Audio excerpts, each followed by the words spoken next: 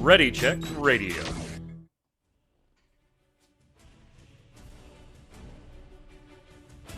Stand by as we get ready to serve up all your news this week in the world of gaming. Welcome to Gaming Gumbo.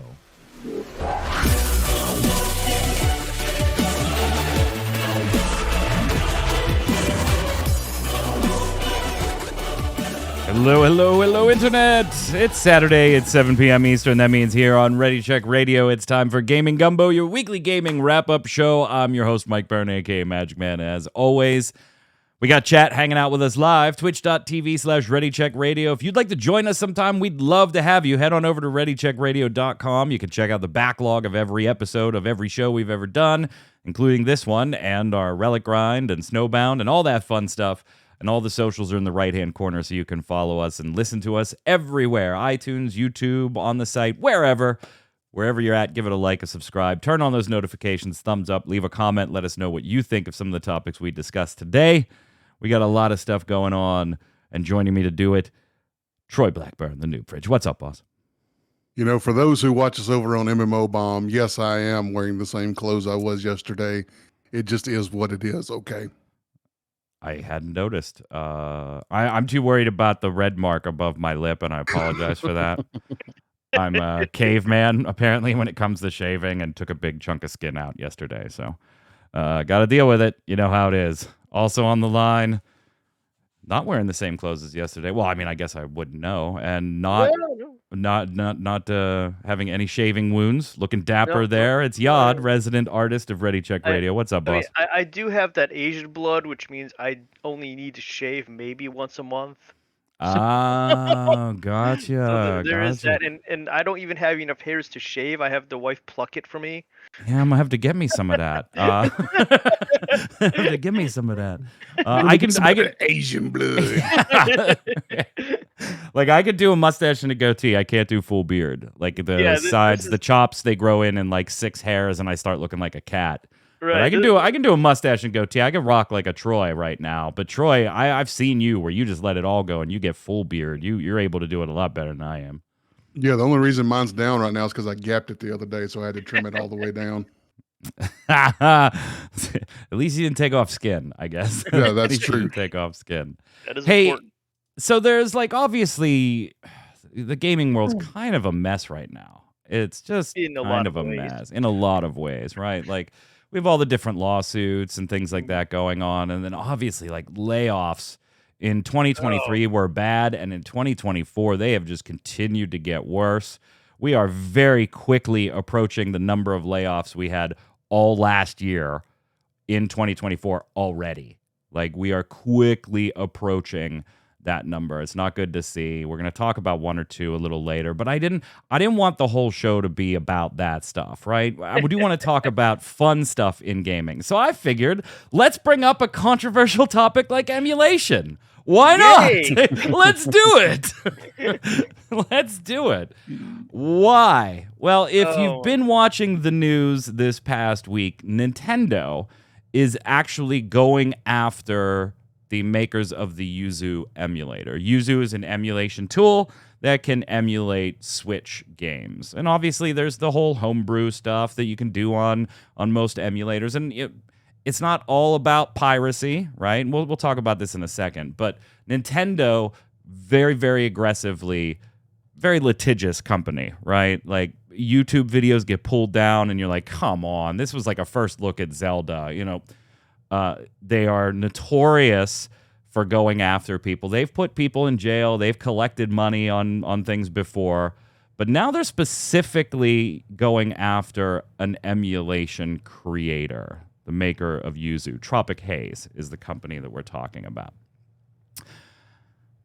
And this is where it gets a little weird. In the past, right, Nintendo has always gone over somebody that is doing something clearly illegal, right?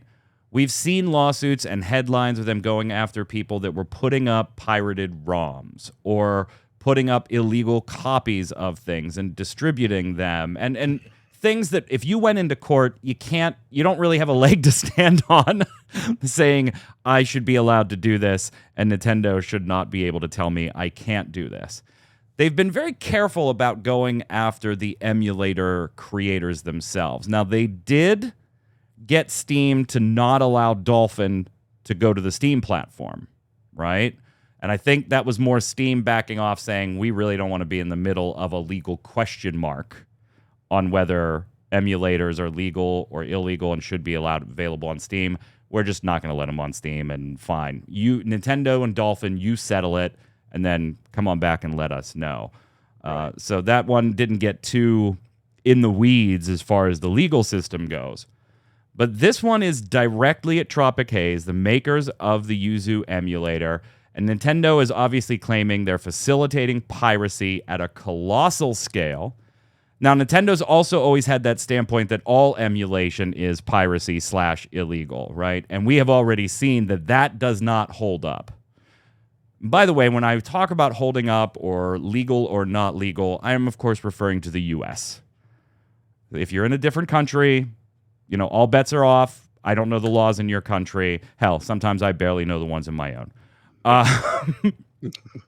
But while Nintendo may have that viewpoint, in the United States, that's not exactly the case. Creating emulators is not illegal. There are multiple rational, reasonable legal reasons that you would create an emulator. And I've seen in some of the documentation over this, likening it to lockpicks, right?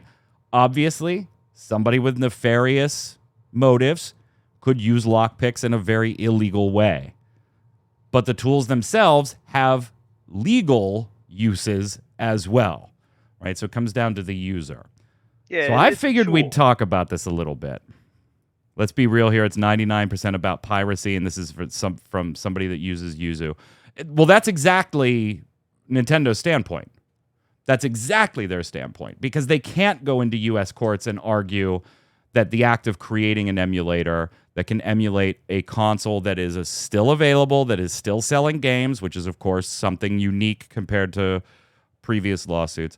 They can't go in and argue creation of the emulator itself is illegal. They may feel that way, but they can't legally argue that in the United States and expect to win. There's already laws on the books, including being able to make backup copies of your own stuff here in the United States.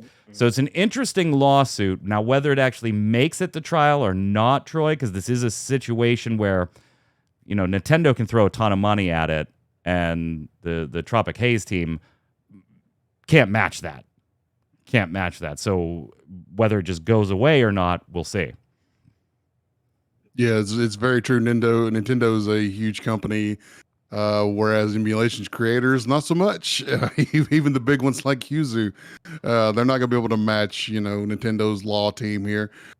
At the end of the day, though, I think Nintendo does have an argument here. I think that, yes, it's not illegal to make the tool. Yes, you have a right to back up your own, your own software, things that you've purchased. But I agree with Tikal in chat that I think a huge, vast majority of emulation is used for piracy.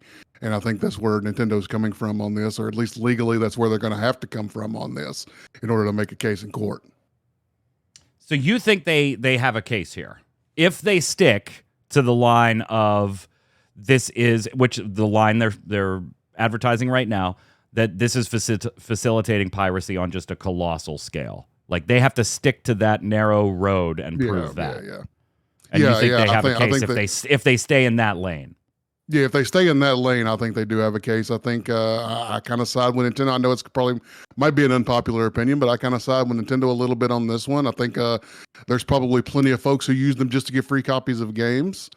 And I think there's too many folks doing that. And I think Nintendo has an argument here. It's interesting because, as Havoc said in chat, Yad, then you have to prove it, right? Right. So if that's going to be your argument that Yuzu facilitates piracy on a colossal scale for a system that is still available, that's a big difference, by the way. That's the line. See, I think it's an even thinner line that they have to stick to not just that it facilitates piracy, but facilitates piracy to games and a system that is currently still available. Because that's the big thing. Because once again, we've seen that emulators are good with archiving games that you can't get anymore. Systems like games that you see Something, by the way, we should point out, Nintendo still says illegal. Right, but they overlook that sometimes if they don't plan on supplying it themselves, because that's the whole thing. So there's a couple ways to look at it. And first I'm going to go with the copyright and trademark area, where similar to with fan art and stuff like that, you are at the mercy of the original IP holder. When they say stop, you stop. When they say jump, you ask how high, because it's their IP. You are under their good grace to continue doing this. So in that case, yeah, it is. I mean, it's not gray. It's not gray area anymore. It's clearly piracy. If they say no, it's clearly piracy. If they're going to overlook it because they no longer want to support this game, like say it's some obscure game on original Nintendo that was made by some company that doesn't even exist anymore because it was that long ago. They don't plan on picking it back up. They don't plan on being able to supply it on your Switch, on your streaming network that the I forget what it's called, the Nintendo Shop, where you can just Yeah. you got the subscription, and you can play old Nintendo games, old Game Boy games. If they don't plan on supplying it there, they'll probably just overlook it if you rip the ROM and supply it to people to play, because they don't plan on doing it. They don't plan on trying to make a buck off of it. But say it's a game they want to make a buck off of, say it's the original Teenage Mutant Ninja Turtle game, which they want to put on there and let people play, because Ninja Turtles is still a very profitable trademark, then you might have a problem there, and they might tell you to stop. And if they tell you to stop, you better stop. Yeah, Ars Technica did a great article on this one by Kyle Orland. I would highly encourage you to read it if you're interested in this type of stuff at all, because what Kyle did was talk to a lot of the well-known creators of emulators out there, all kinds of different systems, and they were just talking to them about, why does Sony not, come after people the way Nintendo does? Like, why doesn't Sony care? Obviously, they have their PS Classic catalog that they want you to play through the PS Store and everything, but you don't see headlines about Sony going after Troy, the PS2 emulator dude, right? You don't see those same headlines. What are the differences? Why is Nintendo specifically going after Yuzu? And obviously, one of the key points that kept coming up is that you are emulating. There's a big difference in emulating a 30-year-old system versus a current one that's actively making money. There's a big difference between sticking to the old stuff and then the new stuff. But there's also points of view expressed in this article. And I'm sorry, I'm not going to source every single person that said what. Definitely read Kyle's article for that. But there are comments in the article saying, as an emulator creator, I feel like Yuzu opened themselves here a little bit. Mm-hmm. Havoc making the point in chat that, like, hey, if the emulator creator isn't telling you where to go get ROMs and stuff like that, it's on me and how I use Yuzu when I download it, whether I'm using it legally or illegally.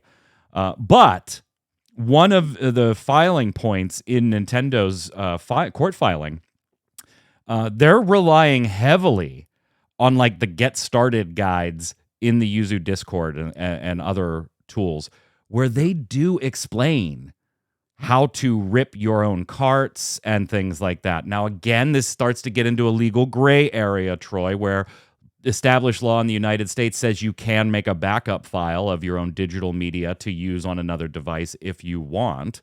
Nintendo, of course, disagrees. They're arguing in their filing that by buying the game, you're buying a single-use license for a particular system. I don't think that one's going to come up too much in court because they probably don't have much of a ground, but it's one they're going to bring up at least a little bit. And then, one developer said, I think Yuzu definitely crossed some lines when they started explaining how to actually pirate games. Another person said, I've previously experienced how strict most emulator communities, Discord servers, and forums are regarding copyright and piracy. So it was really weird to me that the Yuzu devs wouldn't be like that. And then they also said, if Yuzu didn't say anything about how to get decryption keys or show games that have not yet been released being emulated, which obviously requires pirating those games and or obtaining them illegally, it wouldn't have given Nintendo a reason to sue them. I think, emulating games which have a release date of tomorrow is not very optimal for not being sued. You don't say. I love that line. Not very optimal for not being sued. That's a great line. Yeah, the tool exists. Maybe you're not promoting it as that, but in a way, with the Discord and the forums and some of the things that you're putting out there, you kind of are a little bit been promoting piracy and showcasing games that aren't out yet. So I think I agree with the article that they have sort of opened themselves up a little bit to something that maybe didn't exist before, at least here. And that Nintendo, is going to take advantage of every opportunity they get. They are known as a very litigious company. They are known as one that's going to jump on every opportunity to sue. So, whenever you've got to walk a fine line when it comes to Nintendo, and you should know that going in. It's obvious, no secret to the world that Nintendo is just waiting for an opportunity to sue people. Tears of the Kingdom is one that I keep seeing in chat, and it's one we're definitely going to talk about here on this show because it was massively available before it came out. Yeah. It was massively available. And there's also comments in these articles alluding to Yuzu kind of having to feel like they need to be able to get those up and running as quick as possible. Because yet another reason that you attract attention on this one, there is a kind of a premium version of Yuzu, right? That you can support through their Patreon, and apparently they get about $30K a month or something like that. So they are selling a version of the emulator. So developers also felt Yuzu probably drew unwelcome attention by working to emulate leaked games like The Legend of Zelda Tears of the Kingdom, even before they were officially released, a practice that took center stage in Nintendo's lawsuit. So, yeah, $30K per month, they're getting through their Patreon campaign. So Nintendo could try to imply in court that their goal is profit-making, and not the excuse you see a lot of. It's educational. Educational. It's archival. educational. Archival. Archival. I'm reverse engineering this. Mm-hmm. The other portion of this that I think is interesting that was brought up, another great article if you want to read, is over at gamesindustry.biz, written by Rob Fahey. Fantastic article. And he brings up another good point in here in that Nintendo could very easily feel threatened by the Yuzu emulator specifically, because not only does it give access to currently available stuff and sometimes leaked and pirated stuff, but it also can do it better. Yeah. Right? It can run the game better than the software. Yeah. As opposed to the Switch that is definitely not as good as that. Yeah, unlocking frame rates, getting better performance. Nintendo's always a generation behind on hardware, even with the Switch. Well, I mean, having the games on cartridge by itself immediately enables a lot more chance at piracy than putting it on disc. Nintendo, this is something we talked a lot on MMO Bomb's podcast yesterday about live service games. So if you want to hear that discussion, head on over to MMO Bomb and watch the latest Always Online podcast. But something we didn't really discuss there, because it didn't really pertain to the way we were talking about it, Troy, is if you look, Nintendo's been very, very slow to adopt any live service type models. And there are implications in what we're talking about here with that. Right? It is single-player games, by their nature, leave themselves open to piracy a lot more than a game that has DRM or some type of online requirement or anything like that, right? I'm going to be brutally honest here. I use Yuzu on my Steam Deck. I play Switch games on it. Now, I personally have the view that if I didn't buy that game, I am pirating it and I am stealing it. And so I do buy the games and I play them on the Switch, or my kids, Torchwick, will play it on the Switch after I've ripped it, right? And I'm playing it on my Steam Deck. The ROMs are exclusive to me. I'm using them on another platform. Everything I'm doing is technically protected by law, but right. Nintendo would still say I am doing illegal things, pirating games. That's just their stance. The law's not on their side, but that's just their stance. Yeah, Nintendo, from their point of view, everything is piracy. If you're not buying their cartridge and just putting it in their Nintendo Switch and playing it, and probably to them, you're probably pirating if you don't find some way to give them additional money. I'm a little surprised Nintendo hasn't got more into live service these days, and their online presence isn't, up to par with other folks and their passes and digital downloads and things like that. I'm really surprised at that as money. That's not the word I want to use here, but as much money as they like to make. I'm actually not surprised that they don't get more online and always online stuff. Like the other podcast, always online. Yeah, but because of we've previously talked about how the PlayStation and the Xbox and stuff, they bid for highest graphics, more action, online library and stuff like that. Where Nintendo's audience is different. And when you go with a hybrid system of hybrid playing at home and hybrid travel, you would have to build a cell phone setup into this to constantly have your audience be able to play it online on the go. Right. So that doesn't work for their audience.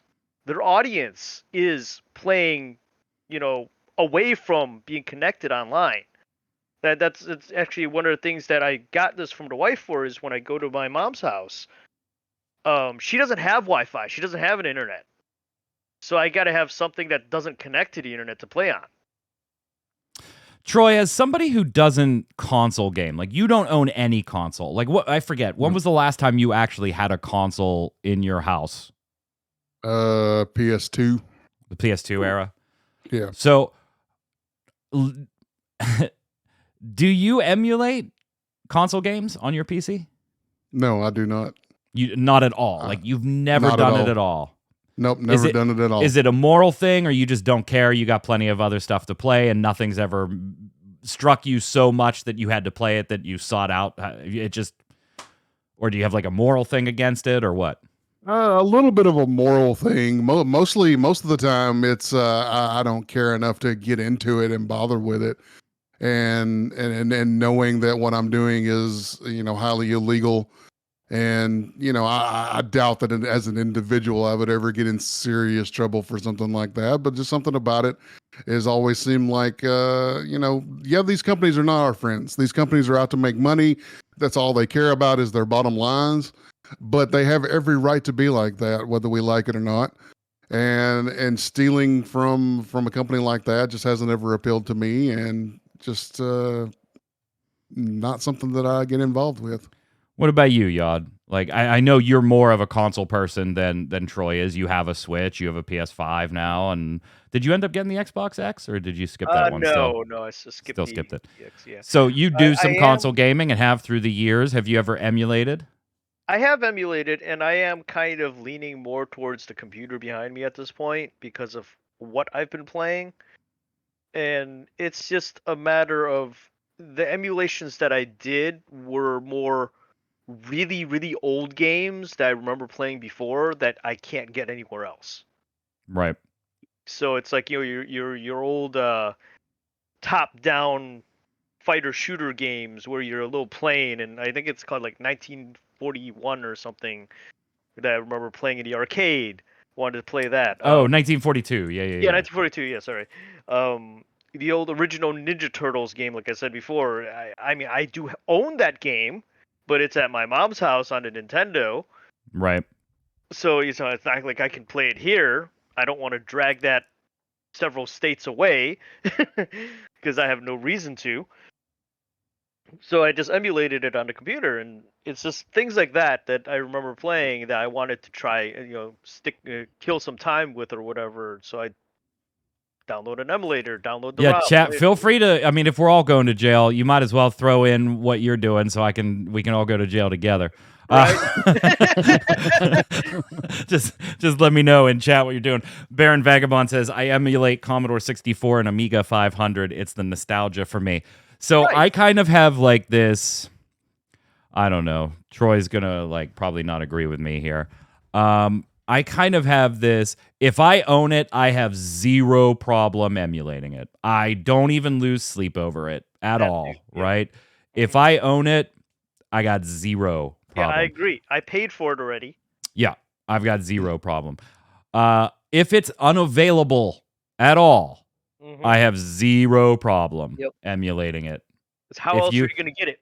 Right, like if it's not even like you can't find it on Nintendo's online shop or the PS Classics shop or any like if I just then I have no problem emulating it whether I own it now, owned it in the past, or have never owned it. I'm like, fuck it. Like this is the only way I can get this unless I find that random ass Super Nintendo Japanese cartridge, and then I come into my Super Nintendo and I pry out those two little bricks in a North American one so that I can jam a Japanese cartridge. No, fuck it, whatever. I've emulated some more, obviously Switch, which I just talked about emulating, but I've emulated some more recent stuff too. Dolphin, I've seen Dolphin talked about. I've seen Simu talked about in chat. I've used all of those, and generally I stick to games that I've purchased. I would be lying if I told you I have never played a game that I did not own and could readily buy, but I emulated it. I'd be lying to you if I said I didn't do it. I've done it before. Am I doing it right now, FBI? No. Wink. Wink. Wink. Wink. Wink. But particularly with the Switch, that is one that I do feel like the same way as you, Troy. Like, there's a big difference for like, do I really want to fucking track down that Wii U game? I could. It is available at the exchange store or on eBay for $6. Or I could just fucking emulate it because I'm only going to play it for a few hours just because I want the nostalgia hit, and then I'm not going to play it and I'll delete the file anyway. Right. I've done it before. I've done it. But with the Switch, I feel like the current gen is off limits. Like, yes. To me, like, yes, the current gen is off limits. I got to buy the game, support it. Otherwise, they're not going to continue to make the games. Chat chiming in said, Takal says, I emulate every console up to PS3/360. Tazab said, I simply pirated the US versions of older games because the EU versions run 20% slower. Ooh, wow, really? Did not know that. Oh, really? Yeah. I mean, if you watch speed running at all, you'll see a lot of that where they use either the United States like SNES cartridge for certain things or the Japanese cartridge. Particularly for RPGs, they use the Japanese cartridge a lot because of the text scroll being a lot faster in Japanese. Okay. Takal said, I don't own shit. I'm just stealing. So we all go to jail. Baron Vagabond, well, I owned it. Tazeb says, OOT EU version runs at 16 FPS or something. It's a fucking slideshow. Dang. I think the first time I ever knew about emulation, it actually wasn't even on a computer.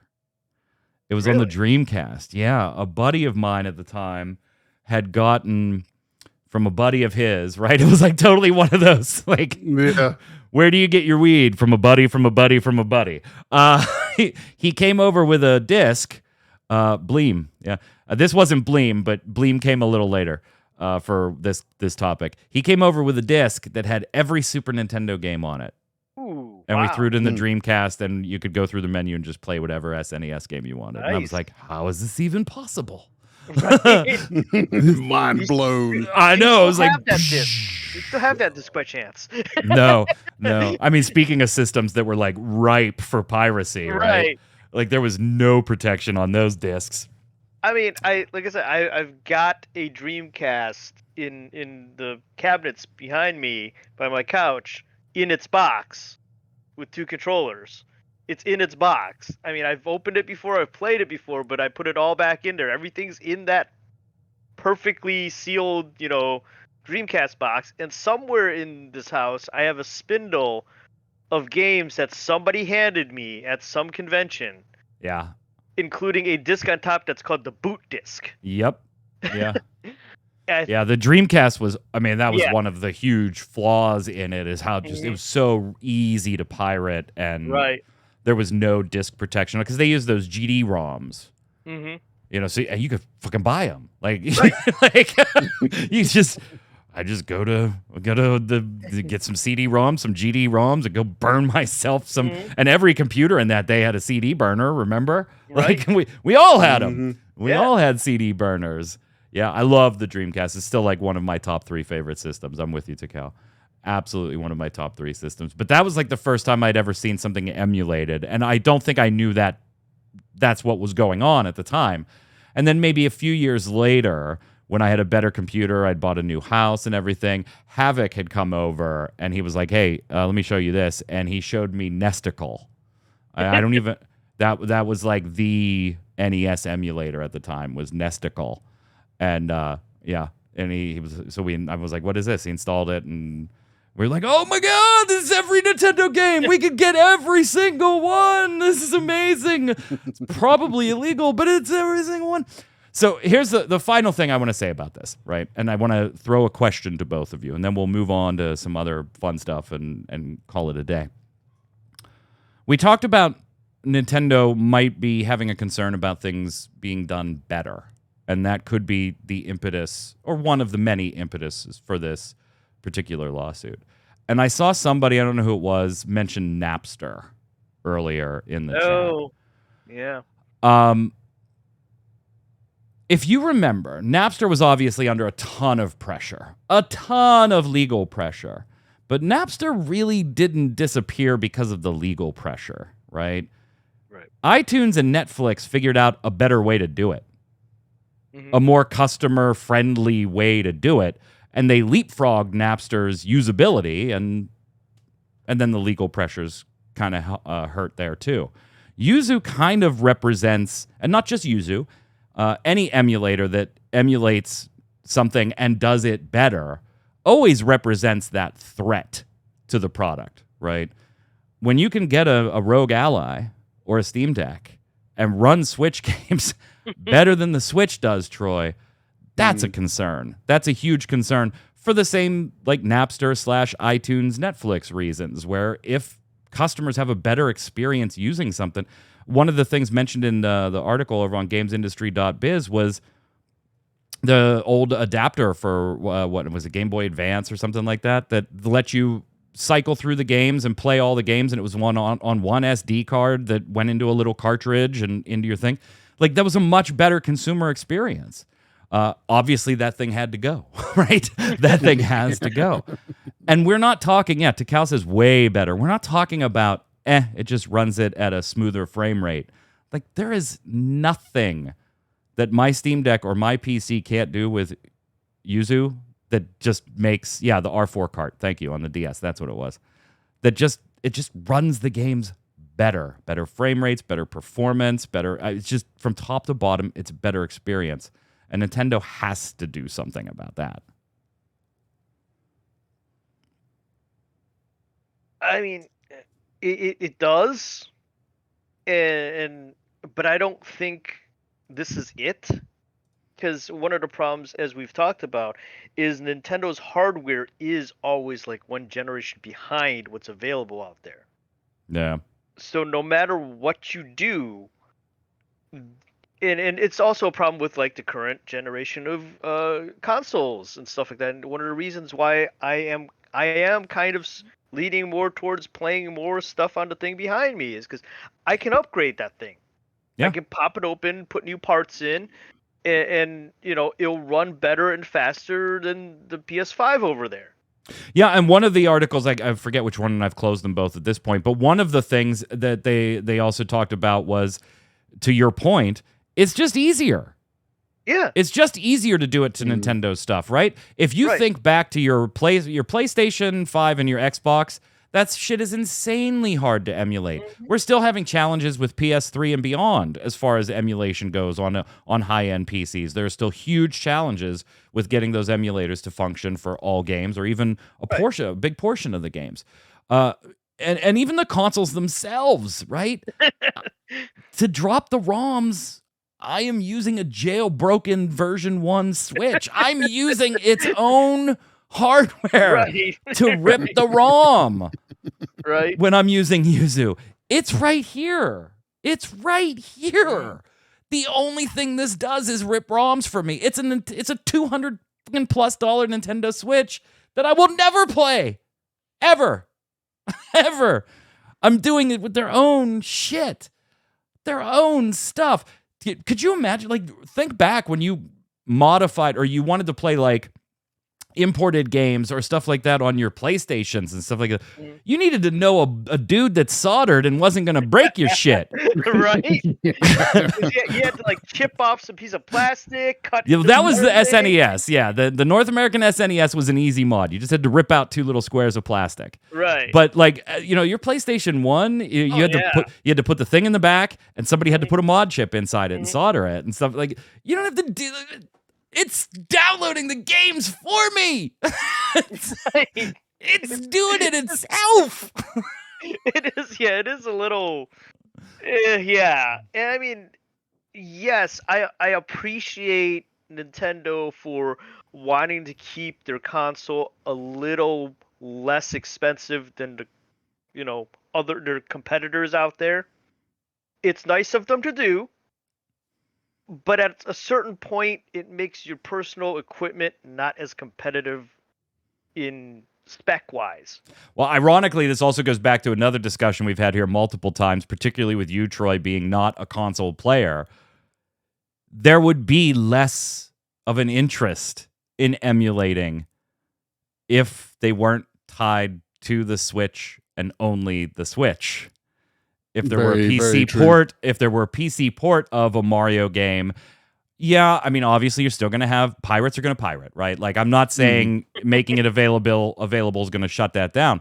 But Troy right now is in the type of position that if he really, really, really wanted to play the Super Mario RPG remake, he either buys a Switch or he pirates it.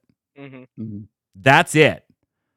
Right. Where if there was a PC version available, Troy would buy it 9 out of 10 times, if not 10 out of 10 times, right? Yeah, like absolutely. Like you look at Breath of the Wild and Tears of the Kingdom, Nintendo, you would have had money from me if it was available on PC. So here's the final question. A, does this go to court, Troy? Does it actually see the inside of a courtroom? And B, whether or not it sees the inside of a courtroom, does Nintendo win here? And so I'm going to give you the option of if Yuzu, just bailed on it or settled, that would be a Nintendo win.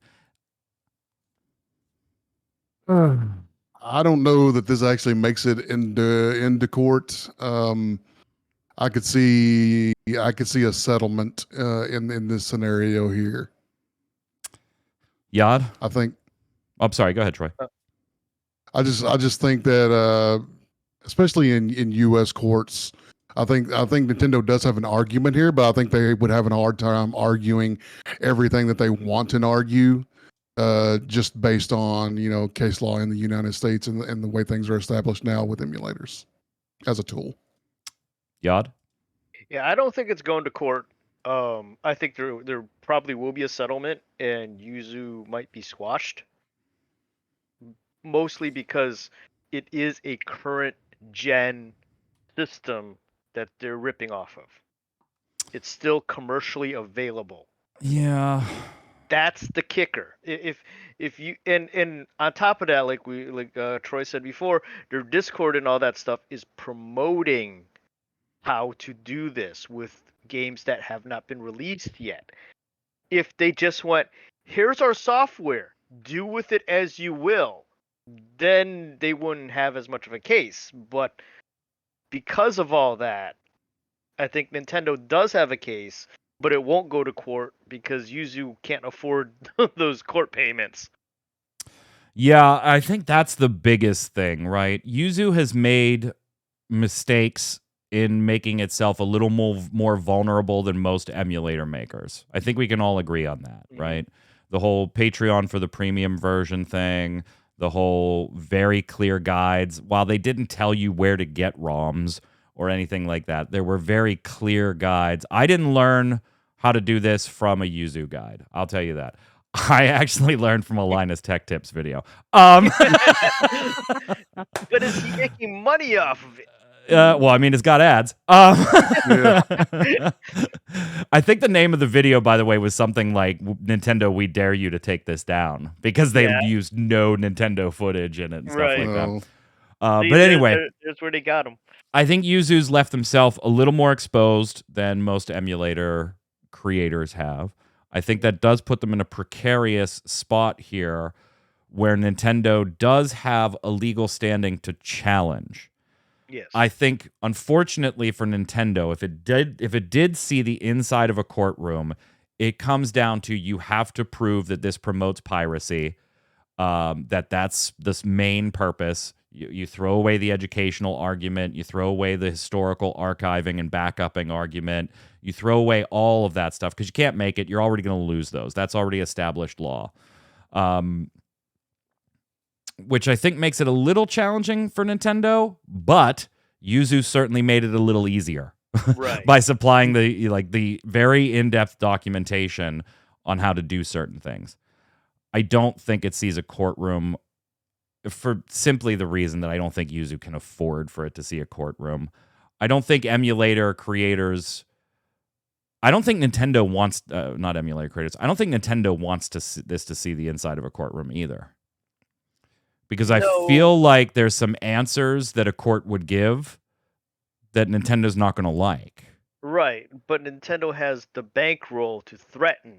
Right. Nintendo has the bankroll to just bury Yuzu and any lawyers they hire in paperwork. And Nintendo certainly doesn't want to go to court and lose on a certain point or two and then not be able to be as litigious in the future because they've already lost. They don't want any precedent sets. So I think both parties have an interest for this not to make it to a courtroom. Nintendo certainly has the money to draw it out and force Yuzu to try and settle this out of court. What does it mean after the fact? I don't know. I mean, obviously it means that Yuzu will still be available. You'll still be able to find it. You'll still be able to get it. But it'll be very underground, like a lot of other emulators are already. Like most emulators are. They're a little more underground. You got to know where to get them, type thing. Yeah. So, chat Havoc saying if they were smart, they would buy it, and then it's part of Nintendo's garden. In my mind, that would happen after a settlement. You don't do it ahead of a settlement because then you set a precedent on we might be interested in buying you if you could do some really cool things with our shit. You know. It would have to be really cool shit for them to do that. Takao says, I think they do. You're forgetting how the top court in the land structured these days. Very pro-business. It doesn't matter. The Supreme Court can't overturn... I saw your thing about Roe v. Wade earlier. You got to understand that the overturning of Roe v. Wade at the Supreme Court, while absolutely wrong, was not made on the basis of being pro or anti-abortion. Like, that was not the point. They were making the argument that it was the states' rights to do this, and the Supreme Court sent it back to the states. You're not going to get a copyright law that's been the law of the land for decades and decades and decades and decades and decades going to the Supreme Court and then all of a sudden getting overturned because you think the Supreme Court is pro-business. By the way, this isn't even a U.S. business. You're not. I will absolutely bet you. This will never be a Supreme Court argument. Right. So ever. This isn't a lot of what they're dealing with. Isn't a precedent set in court like Roe v. Wade was. It is actual laws in the books. Correct. Roe v. Wade was not a law. Right. Which it was a previous court decision. Right. Which they shouldn't have let it sit for. But that's neither here nor there. We're not here to talk about that. Right. The copyright law, trademark law are literal laws. They're not decisions made by a court that set a precedent. Right. And then so the only jurisdiction the Supreme Court has on those, Takal, when it's actually been established law passed by the House and the Senate and signed by the president, the only challenge you have at the Supreme Court is whether it's constitutional or not. Right. And nobody's gonna make the copyright argument saying it's not constitutional. So one, it'll never make it to the Supreme Court ever. I barely think this will see the inside of a courtroom. And I think there's just too many of those subset of questions that Nintendo doesn't actually want answered. They just want to be able to threaten. So they're going to stand on their legal ground of you're promoting piracy to a crazy extent and we can prove it. Right. Everything else that we know Nintendo feels, they're going to leave outside the door because they don't want yeses and nos on that because they have a feeling most of those answers are going to be no. Definitely. Yeah, they want to be able to still scare people into doing, what they want. Oh, yeah. Oh, definitely, yeah. Yeah. Fun stuff. Let us know how you feel about emulation in the comments below. If you want to leave it under an alias, go ahead and leave it under an alias. As all good emulation and piracy should be. Right. Yuzu user 17549 says. Hey, so EA obviously had some layoffs. I mentioned that at the top of the show. I don't really want to get into a lot of those. But I did want to say in one of the statements from Laura Miele, the president of EA Entertainment and Technology, she mentioned a couple different things like mobile, Battlefield, stuff like that. The one I thought that was interesting and I would bring here was the statement on Respawn. Because in that statement, they talk about Star Wars.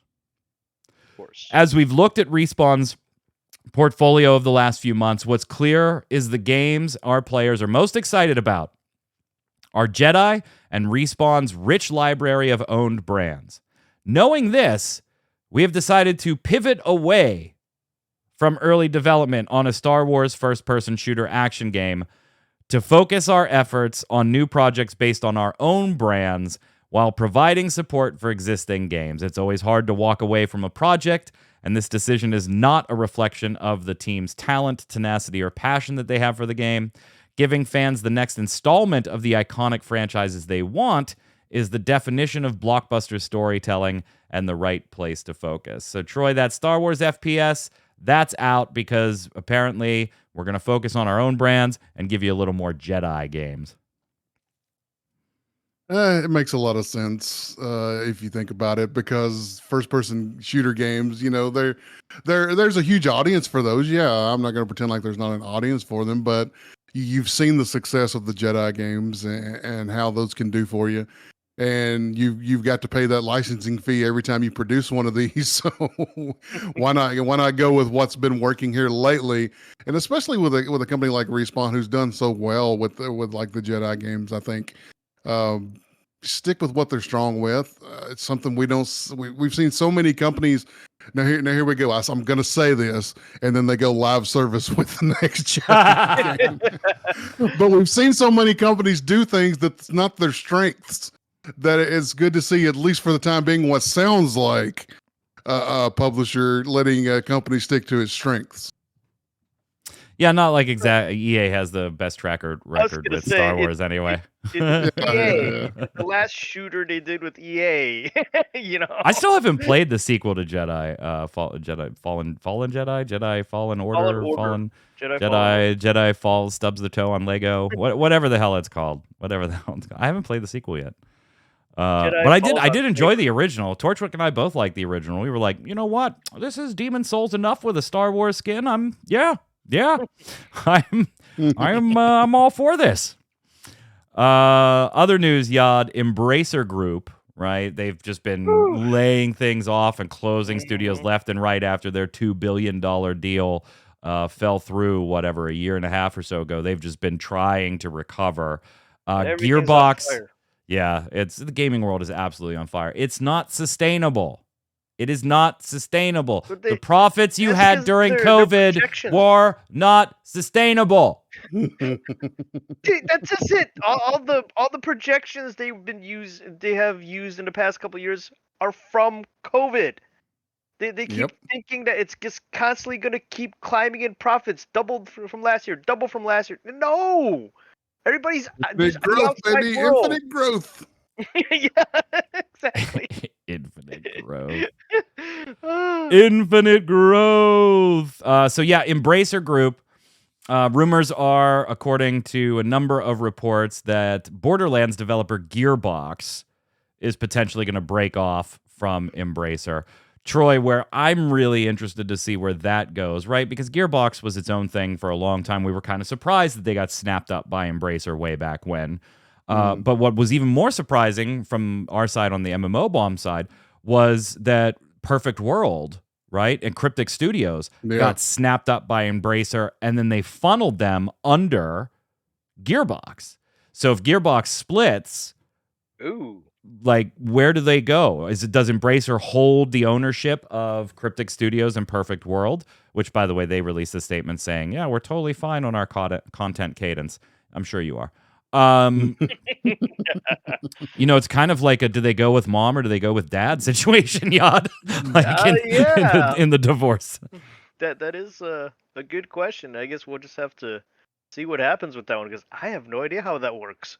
My guess would be if they're looking to divest as many things as they're looking to at the moment, that probably Perfect World, Cryptic, all that probably goes with Gearbox somewhere. Yeah, but it's not Gearbox that owns them. No, they just report to Gearbox. Right. But if they're looking to divest everything, they're or not everything, but so many things, I would bet those MMOs are on the table as well for divestment. Now, do they sell them separately? Could they sell them separately? Yes. Maybe. Could they offer them in a bundle with Gearbox? They could do that too. Let me hand you the Gearbox value meal. Here's Gearbox, Borderlands creator. By the way, they got a new movie coming out. You might not want to, may want to hear about. And I'm going to give you this side order of Neverwinter fries and the Star Trek Online Coke.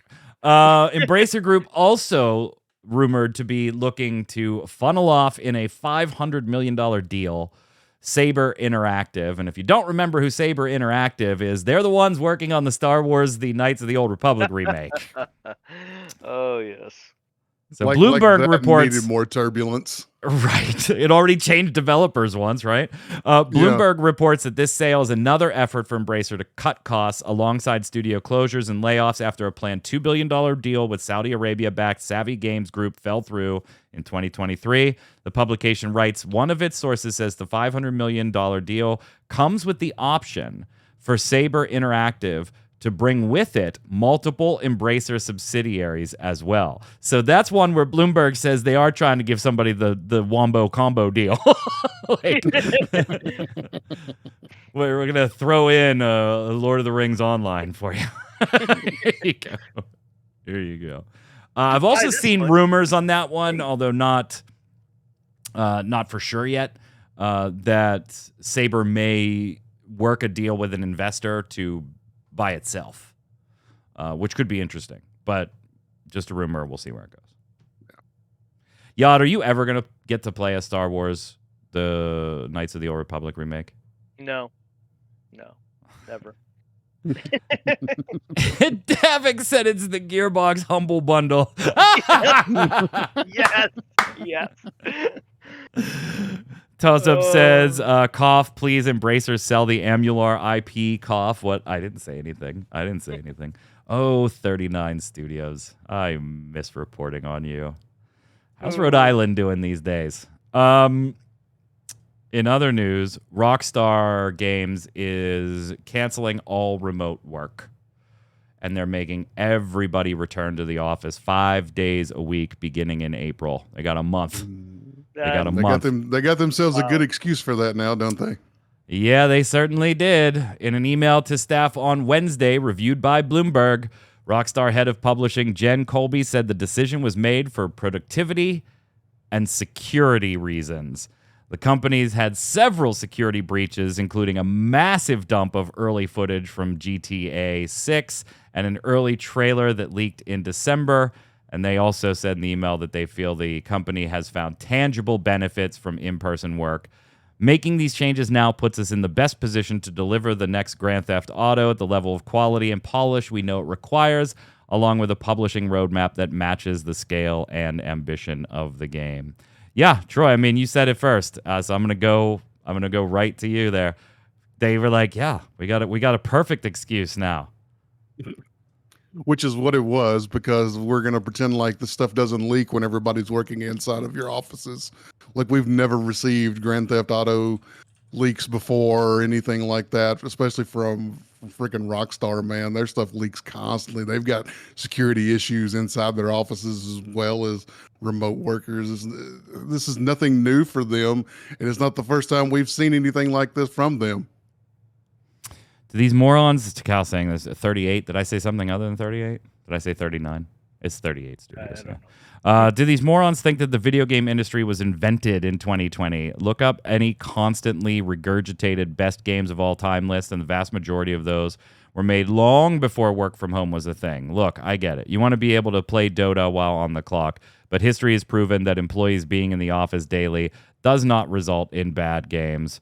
Unless we're calling SMB, OOT, Halo 2, Half-Life, FF7, and Mass Effect 2 bad games, y'all can miss me with that BS. I'm not really sure which way you're leaning here, actually. Are you saying that they should be in the office?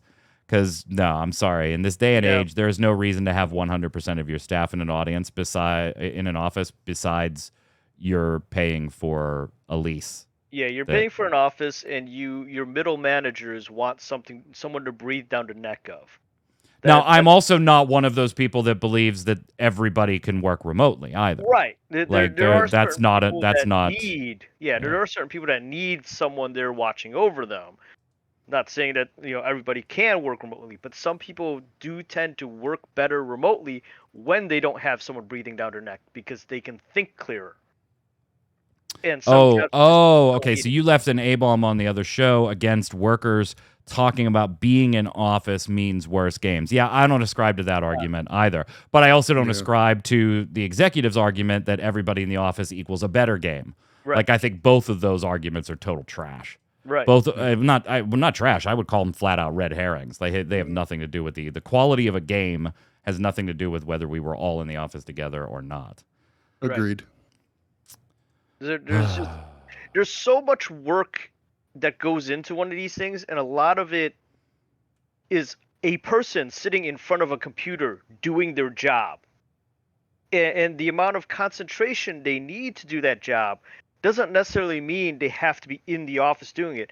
They could be in a home office, like what I have my command center sitting over here, and concentrating there if no other distractions going on, no manager coming over to you going, so hey, did you put the new cover sheet on the TPS report?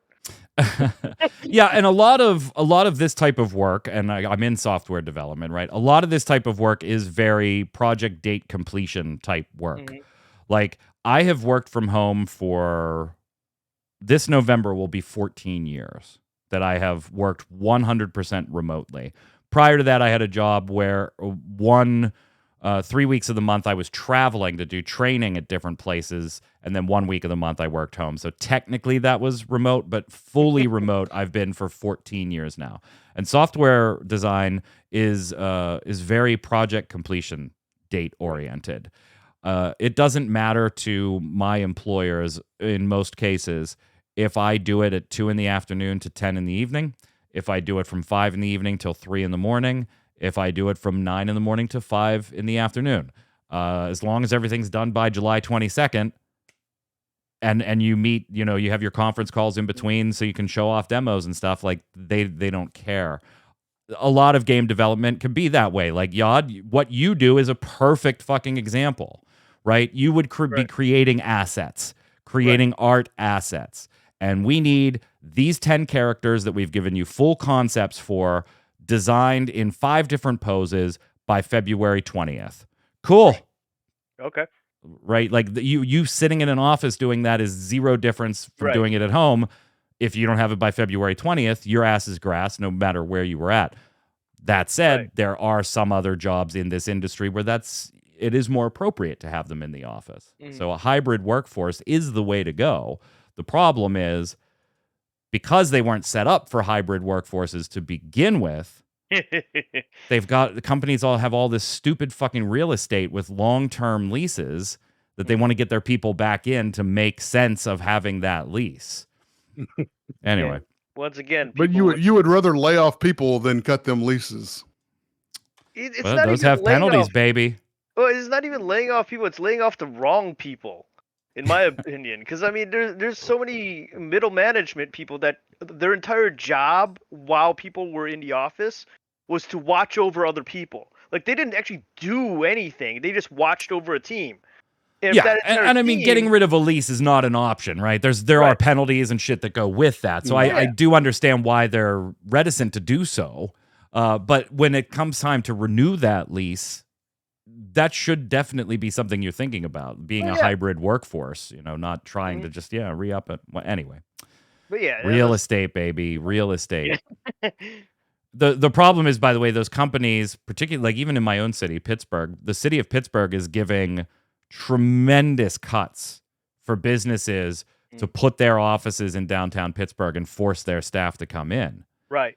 Because downtown Pittsburgh is becoming a bit of a ghost town in certain areas post-COVID. Right. Because the companies didn't come back. Mm-hmm. And so there is incentive for companies to get into that space, but then that makes the companies say, hey, you got to come into work. So it's kind of a, city economy, businesses. It's a whole deal. The whole thing. Two quickies here. Toys for Bob is splitting off from Activision. They did some work on Crash Bandicoot 4 and the Spyro Reignited trilogy, so they're going to go work on their own thing, and they may even have a partnership with Microsoft still, but they're getting out from under Activision. That's gone, and this is like I love this news for this week. I love this news. No, I don't want to show Zelda again. I don't want to show Zelda. But it's Zelda. Control, one of my favorite games Ooh. in modern times here so far. Control's developer Remedy has reclaimed ownership of the IP from 505 Games. Oh yeah, you posted about that. Remedy, who most recently released Alan Wake 2, acquired full rights for the series for the sum of 17 million euro. This includes rights to not only the original game, but also the in-development sequel and multiplayer spin-off. I'm very happy, very happy. 505's having its own, troubles and layoffs and finance stuff right now, so they were probably very, very eager to go ahead and pick up, 17 million euro or pounds or whatever. Let me just get them 17 million euros, please. Well, I do hope this goes well for the company. I do and too. that it is a good boon. But as I said in chat, it gives me so many vibes of when Bungie went independent and was like, we're finally away from Activision, and then we find out management was the issue all along. So, by the way, they're not sure whether they're going to self-publish or seek out another publishing partner for these future games yet, so that'll still be determined later. But they have full control of those IPs now. Let's head over and do Games of the Week.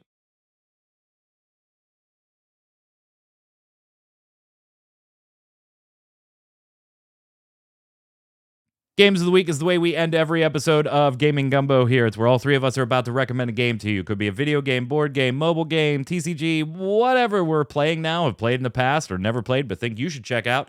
And you let us know in the comments below after you're done telling us what you've been emulating lately.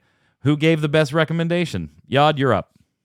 I'm going to go with an obvious Helldivers 2, because the more I hear about it, the more I like the company that created it, and the more the game looks like fun. So I think I'm going to buy it this week. Ooh, all right. What you got, Troy? I'm going with this monstrosity behind me here. This is the Firefly 10th Anniversary Edition. So I saw that when we started the show, and I almost said something, but because it's fucking awesome. But I was almost like, I want to say something, but I'm pretty sure that's going to be his game of the week. So I'm not going to point it out. I'm just going to let it sit in the background. Go ahead, man. Yep, that's what it is. It's just sitting in the background. I have this fancy shelf now to display my game of the week on instead of trying to hold it up here in the camera. But yeah, it's a huge Kickstarter. The game is humongous.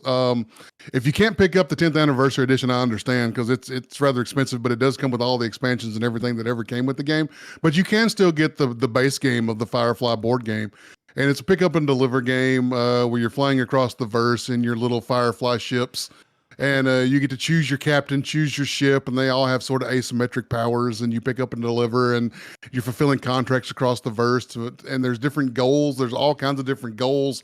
The game is different every time because you've got to accomplish different things every time. It's not about just who has the most money or who always gets somewhere first. It's about doing different things every time you play the game.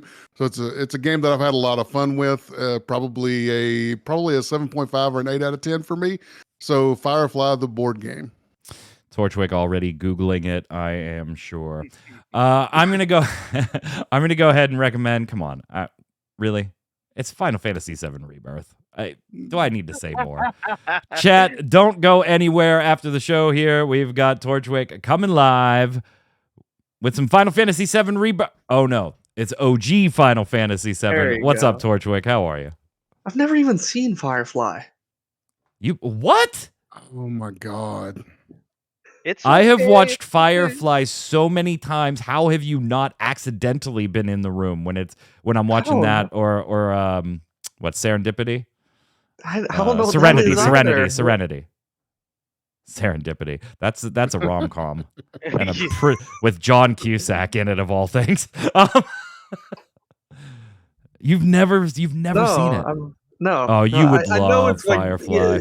Like, legendary one-season show, then they canceled it for no reason, and tie-in movie or whatever, but yeah, no, that's I've never Serenity. seen it. That's Serenity, yeah. Little Meepo saying, "Say what?" It's such a good show. Yeah, you absolutely have to watch it. I'm a failure as a father that you haven't seen it. I'm glad you've established that live. What are you playing tonight? Final Fantasy VII. Where are you in this damn game? We got Bugenhagen, this guy from Cosmo Canyon, on our airship, and we needed. One of my favorite words to say. It is a good word, Bugenhagen. Bugenhagen. And we got to take him to the City of the Ancients, but we've also been doing a whole lot of side content. Well, I say we. I've been doing a lot of it while this podcast was going, because I don't want to drag this on any longer than it has to. So I've done a lot of chocobo business and farming for AP and experience. And nice. Give us a few minutes to relabel everything, chat, and the Torchwick will be right back up. We'll, of course, be back next week with another episode of Gaming Gumbo, right? I'm checking my dates. Yeah, we'll be here on the 9th. We'll be here on the 16th, not on the 23rd. Yes. Don't go anywhere. Torchwick will be up. We'll be back next week. Until then, Yod, where can everybody find you? Yod Artworks on the socials, otakudomcomic.com every Friday. And right here on Gaming Gumbo for most weekends, I think. Troy. Everything I do social-wise is at Noob Fridge. Easy enough. I'm Mike Byrne. You can follow me right there at Magic Man 1, but more importantly, follow at RC Raideo, RAIDEO, and you'll know every time we're going live with a podcast, a stream, some Final Fantasy trading card games, and more. Stay safe. We'll see you on the servers.